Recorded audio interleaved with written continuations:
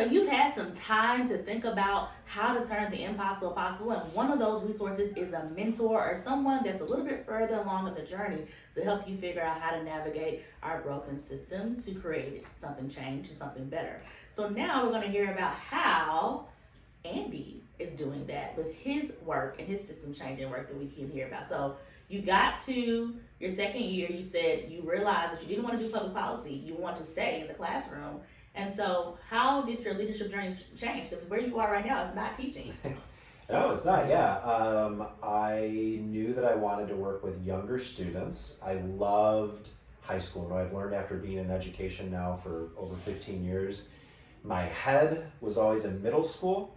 My heart was always in high school. Okay. And at the time, I wanted to work with younger students. And so in 2010, I moved to KIPP. At the time, there was just one KIPP school in Memphis. It was called KIPP Diamond Academy in North Memphis. And there were a couple core members that had been placed there. But my executive director at the time connected me with the executive director of KIPP, and I had the opportunity to tour. And I visited the school. I was like, oh, this is what a school full of like really strong educators can look like. And I was sold. So I came in and I taught 5th grade social studies. Whew, I got worked by those 10-year-olds for the first few months. Like, I very much prided myself by my second year of being able to run a tight classroom. I mean, as a Spanish teacher, I had 9th through 12th graders in the same room. Often my classes were 30, 35 students. I thought I had classroom management on lock. And then I had a room full of 10-year-olds in front of me, and I felt like Arnold Schwarzenegger in kindergarten. It was just a disaster. Oh my gosh. But, like most things, you figure it out, you stay at it, you go watch better people, you fine tune every single day, and I ended up loving it. So I tried to make it a point to take on any leadership opportunity that I could when I was in that, even though I was, the new person to staff. I was given the opportunity, afforded the opportunity to lead some Saturday school stuff. Saturday school used to be a thing around Memphis a lot. It is. And so I started to get a taste and experience for smaller leadership. And as time went on, we in KIPP Memphis had expansion plans. Okay. And we were the funding and the policy and all the things were kind of fitting together in that era back in 2011, 2012, 2013. A little bit, not to go down the history of Memphis charters, but I then got nominated to apply for what was called the Fisher Fellowship. And I applied and I was accepted. And basically what that was is a 1-year residency pathway to open up a new school, right. which constituted a summer of basically deep learning alongside other KIPP leaders around the country, and then the opportunity to do lots of residencies at other high-performing charter schools around the country. And it was super formative for me because I basically spent a semester visiting DC and New York City and New Orleans and Atlanta, places that demographically are very similar to Memphis, but in many senses had a longer tenure with charter schools, and were doing some things a little bit differently. So I was able to use that experience while I was writing my school design plan, and then ultimately launched a middle school, and then went on to serve as the principal for many years in North Memphis. So that was the transition from East to KIPP, and then kind of my entry point into school leadership. That is so beautiful, and I love that you did give a little bit of the history of charters, because people don't know that. People are like, oh, I'm at this charter school. How did they even come to be? Funny thing is, I actually was a coach for KIPP Diamond, a cheerleader coach. I went to Rose, and 2010, I was a coach there, the cheer squad. So I was just like, oh my gosh, I was sitting there listening, I was like, blast from the past. Yeah, that literally took me back. I was like, wow. But I loved it. Love those girls. They're amazing. So we were principal, and then what happened? I know you. I got to meet you, Andy. I will say this, through Institute, and so I saw you then, and so there was some support then. But I think you were principal then. But there were some. So let's hear more about your principal experience, and then post that. How'd you? Well, it was a long journey. Like I was principal of KIPP Memphis Academy Middle in North Memphis for 5 to 6 years. My successor, Andrea Criollo, who is a 09 core member, fantastic leader and principal and teacher. she joined our team in year 2. Mm-hmm. Anyways, I was the principal of that school for 5-6 years. And then during that time, I was also doing some other principal management for other KIPP schools in the area. So when I first joined KIPP, there was just one school, and then we grew the network to 8 schools over a 5-year window. There aren't that many schools anymore, but while still being a principal, I was supporting a lot of our regional initiatives as well as coaching some other principals. And so I moved into a head of schools role for a little while, where I had the opportunity to support an elementary school, a middle school, and a high school in North Memphis. And then there was some leadership changes and vacancies, and so in 2019, actually went back into being a principal with KIPP, where I had the opportunity to serve as principal for KIPP Memphis Collegiate High. And what was so special about that is that my former middle schoolers were then high school students there. So, I joke that there's a couple hundred kids in North Memphis that couldn't get rid of me because I was their middle school principal, and then I was their high school principal. Wow. One just very, I think, off the wall crazy story that I think is worth sharing here to just see kind of the full circle nature of this. In my first year of teaching at East High School, I had a senior by the name of Tashandra, fantastic young woman. She had a baby her senior year of high school, and so was out of school for a little bit, and then came back. And we had a good relationship, a good bond. She's worked super hard when she's there, and obviously was navigating life as a young mom and finishing school. Literally 11 years later, that baby walked through the front doors of the middle school that I was leading as one of our students. And so even though I haven't been in the game really all that long, it was the first time where I had literally taught or was served as the principal of 2 generations of the same family. What? It was a very surreal moment and very cool, and it sticks with me as just one of many examples of staying at it. And what is the power of deep relationships and support that we can provide when we lean into a particular place for a long time. I love it. That's so beautiful, Andy. Thank you for that story. Yeah. So then we go into the leadership, we have this impact, and then did we transition out of the school at any time? And if so, what was the rationale of how did you go into I've done this schoolwork, now I want to do something different? Yeah. So I ended up being with KIPP for 11 years. A couple years as a teacher, and then nine years as a school leader. My wife and I had our first baby right before COVID, and then we had a COVID baby, and they were 17 months apart, and a lot of things, there's a lot of different things that were going on. And I will say a few things informed my decision to leave the school as a school leader, or leave a school as a school leader, and pivot to the work that we're doing now. Okay. And one of those is just the very tragic reality that way too many students, including the ones that we would say are doing most of the right things, right. or let's call it a high-performing student, Okay. that's under-resourced. And however we want to define under-resourced, we can use free reduced price lunch, we can use whatever proxy we want. Okay. The tragic reality is that if you start with a cohort of, let's call it 100 high-performing but under-resourced 9th graders in Memphis and in other cities and other rural areas around the country, and you follow those students from the beginning of 9th grade to the end of high school, the reality is only about 50% of those students are actually prepared for the rigors of a post-secondary pathway. Certainly way more than that graduate high school, right. But when you when you maintain a high bar in terms of being ready to be successful in college, only about 50%. Right. Only about half of those students matriculate to a post-secondary pathway. And then when you look forward 4 years, only about 15% of those students, or 15 out of our initial 100, right. are graduating college with a marketable major and ready to succeed in the workforce.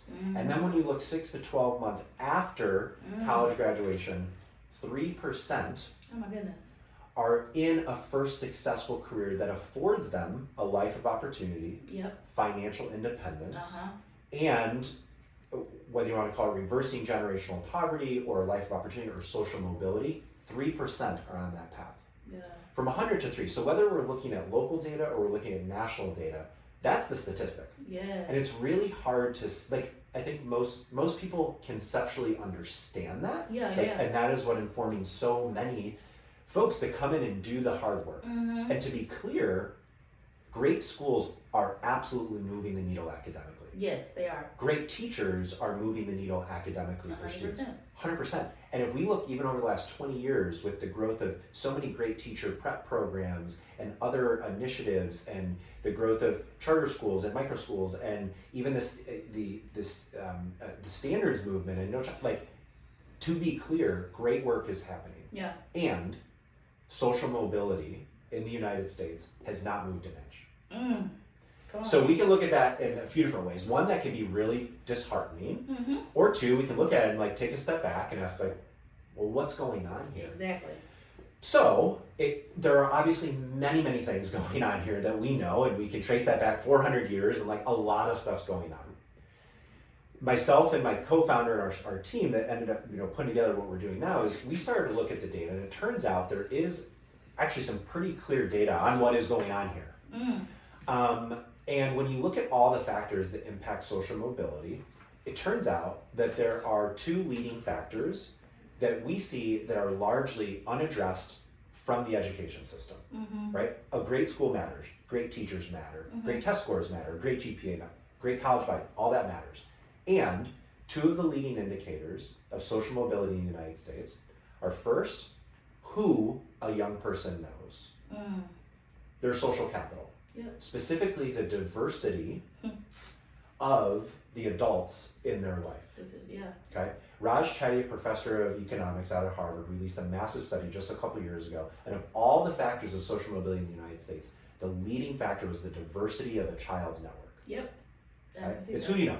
Yep. Now that's not new, and anyone listening to this will know duh, obviously networks matter. But what's actually fascinating, and this is what hit me squarely between the eyes, when I first started digging into this research, is that it actually matters more than performance in school. It matters more than a community's racial composition. Come on now. And as someone that's spent with many fellow core members, many alumni, my staff, we spent years trying to move a GPA a 10th of a point, or an ACT 2 or 3 points. And to be clear, all of that stuff matters. I do not want to discredit any of that. However, it is not sufficient. It is not enough. It is not sufficient. Right?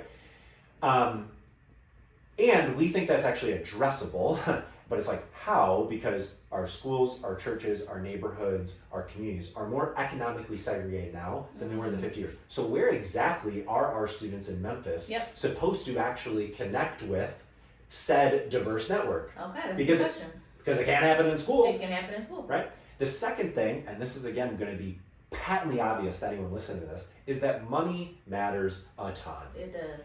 What a lot of folks don't realize that are on the ground working with kids day in and day out is that the number one factor for why a student doesn't end up matriculating to college, and the number one factor why they end up stopping out or transferring down or taking a semester off, is not typically because they can't hack it academically. It's because they don't have financial margin. And to be clear, what I mean by financial margin doesn't mean that you have tens of thousands of dollars in your savings account. What it means is that you have $100 to $500 to $750 in your phone or in your bank account that you can lean into when your car breaks down. When you over winter break, you can't go home and your cafeteria is closed, but you can get food. When you want to be pre-med, but you can't afford a $300 chemistry textbook. Right? So it's this marginal cash, and yet as a country, we have like an aversion to just giving people money. We do. So that was the other thing that very much impacted me, is this idea of I kept seeing my amazing students come back and visit me, like, hey, Mr. B, what's up? I'm excited to come back and visit you at KIPP. And I'd start the questions like, how's school? How's your family? Blah, blah, blah, all the things. And they'd be like, oh, well, I got to take a semester off, or, oh, this isn't working for me. I need to change majors. I'm like, what's going on here? And I had known the students for so long that thankfully they were willing to actually tell me what was going on. And a lot of them would tell me, my car broke down, I'm living at home, and I have to commute to the University of Memphis, or I go to UT Martin, and I can't get to school. so I can't keep going to school. Exactly. So that was super powerful for me and the other folks. And I, after having spent 13, 14 years, going even back to college when I was student teaching and tutoring and volunteering and all that, like I had been in schools for the better part of 20 years. It was just this realization that holy cow, we have to attack this problem, because as a principal, I could not give my kids money. I could not at scale diversify my student body in a way that was orthogonal to what was going on across Memphis. And while of course I could bring in a speaker here or there to talk to my 11th graders, talk to my 12th graders, exposure is not the same as access, and access is not the same as relationships. And I think we conflate the terms way too much. We do. They're not the same. They're not the same. So and the truth is that many schools are not talking about social capital. They're not. And no knock on them. It's like, how do I possibly do the things I'm already doing? And on top of that, try and create diverse networks for adults. And create time to schedule for all that. And exactly. And then how do I actually get kids money, and how do I do that? How do I do it? So that's kind of that's how amongst many other things, a group of us started to say, hey, we need to approach this from a slightly different angle, come alongside schools and provide something that at least right now schools are not designed to do. Exactly.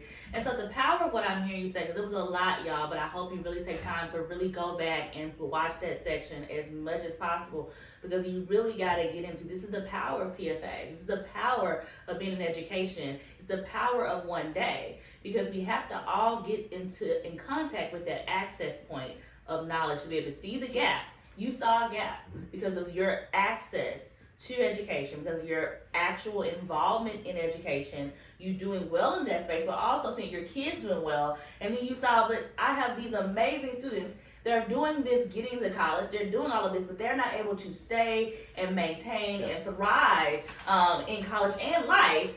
And that's because of an inaccuracy in our system. And that is, inaccuracy and inequity in our system.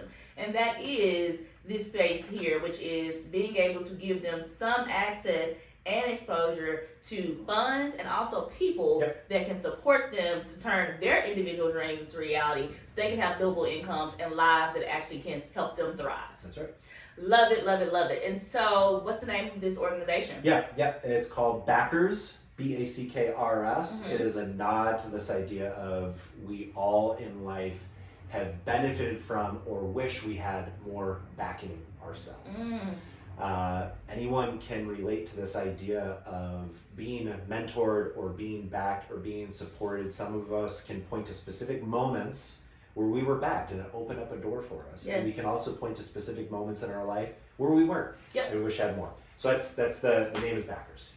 I love Backers. I told you I'm going to want to know how to have someone's back, and this is a great way to do it. And I think this is a great time for us to think about the possibility of being able to support someone and to support others as we have been supported, or how we might have noticed how we weren't supported. Is there a way for us to get access to Backers? Is there information that we can share? Yeah, totally. And if it's okay, I just spend like a minute or two talking about the premise of it and how it works. I would love that, So basically, once we started to get this idea in our head, we started talking with students. And I interviewed a couple hundred students, my former students, at the time, my current students, their siblings, family, their parents. And what kept coming up is it turns out that this is, by the time a student's 16, 17, 18 years old, they know that money matters a lot. They know what they have and what they don't. And they know that networks matter, but they don't know how to get in touch with them, right? And so we launched this thing, and in a couple sentences, what we're doing is working with high school and college students, doing a bit of skill development for them, and then we're meeting them where they're at, which is on their phones. In case you didn't know, kids spend a lot of time on their phones. But what we kept hearing from students is, meet me where I'm at. And so this idea of showing up to a community center or staying for a couple hours after school to do this one-on-one mentoring thing, we kept hearing from kids this isn't really how I want to engage. And additionally, when you have an in-person one-on-one mentoring thing, it excludes a lot of amazing people from being able to get in the game and support kids. I mean, if you think about doctor's schedules or lawyer schedules or management consultants or folks that have young children or folks that travel a lot, they can't sign up to back a kid. Right. And so what we're doing is we're leveraging technology to empower a young person with more social capital and financial capital. The way that we do that is by recruiting a really diverse network of adults across all stages of their career, across all industries, who back them right through our technology, right through our app. We support in getting the student and the backers, we call them protege and backers, to get to know each other a little bit. Then week to week, month to month engagement is through the app, and then more when needed. And the key thing is that we are anchoring our entire model on students' goals. So rather than a student and a backer just show up and it's like, all right, what are we going to talk about today? Kids kept telling us, I don't want to do that.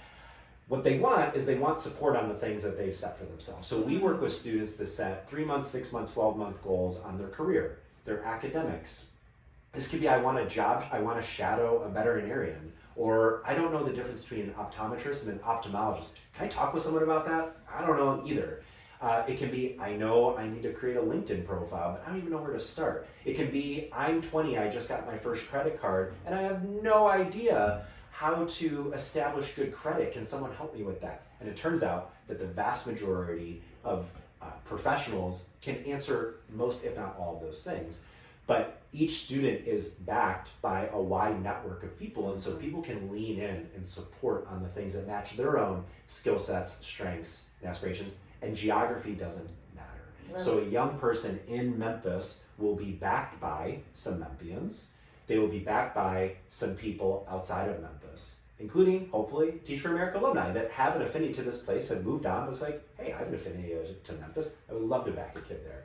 We will make sure that a young person is backed by someone that matches their racial and gender identity. Of course that matters, and there's so many important conversations that need to happen there. And per the research, we also want to make sure that it's a diverse network.